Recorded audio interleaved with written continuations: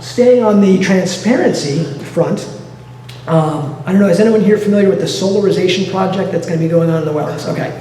So I want to say again, the Land Trust did not come out and say, don't do this project. The Land Trust didn't come out and say, do this project. We couldn't have possibly done either because we found out about the project via this newspaper article a week before the Coastal Commission was to meet on it. So we really like to research stuff, we really like to be scientific, we really like to be as objective as possible. So to do that, we need information. They decided not to give us the information, even though the date on this, by the way, was March 3rd, 2016, talking about the Solarization project. I've got this little Google feed that tells me every time Ballona comes up anywhere, in any news source. So I saw this. Well, December 10th, 2015, so about 4 months earlier was when they started soliciting letters, support letters, from a select group of individuals, or groups, I should say. Now, what's the problem with that? Well, the problem is that the Coastal Commission got a packet with 15, mostly boilerplate, same language support letters. There wasn't not a single letter in the packet opposing the project. There wasn't even a letter in the packet saying, hey, this is interesting. Here's this one little thing that I'm concerned about that maybe could improve the project if we took a look at it. Now, that was by design. The reason that they didn't call me up, or any of the other groups up on December 10th and say, hey guys, we're soliciting support letters. We wanted to give you an equal opportunity to study this project to see if you were on board or if you had concerns with it.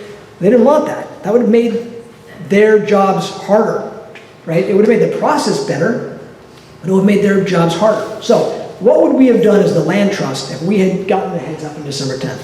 Well, the first thing we would have done, because I knew that there was a similar project done in 2009, and I would have asked for detailed results of that project, because that project didn't go as planned. And I'd want to know, right? I like to use medical analogies, okay? So I've got a bad hip, and there's some other people in this room, I won't mention their names, other people have recently had hip surgery, and they're going to give me all the information about it. But there are many different kinds of hip surgery. So it's not about you get hip surgery or do you just do exercise, right? You get to the point, I'm going to get into this a little bit, where we talk about binary versus complex. But you have to go through all the different elements of what went wrong, what went right, what went wrong. Let's take what went wrong and figure out why it went wrong and can we fix it. So if the result of the Solarization project they did earlier didn't result in just new native plants coming in, if there were some non-native plants that crept back, if things didn't go exactly as planned, why was that? Well, we never had that discussion until after the fact. Turns out that they lost funding, they had to cut the project short, they believed that someone had maybe tampered with the project. That should have all been part of the discussion, right? To make sure, okay, so this time, how do you know you're not going to lose your funding? Is it all secure? How do you know somebody's not going to tamper with the project? How are you going to mitigate against what went wrong last time? Never happened because they just wanted to go through. Now, this is one of the coastal commissioners, I'm going to try to do this quickly, but I would like to display this video because I thought she really nailed it.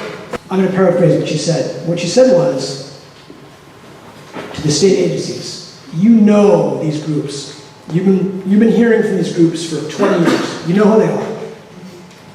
Don't come back. She didn't say, these were not her words, and I can send everyone a link. It's good if you can listen to it.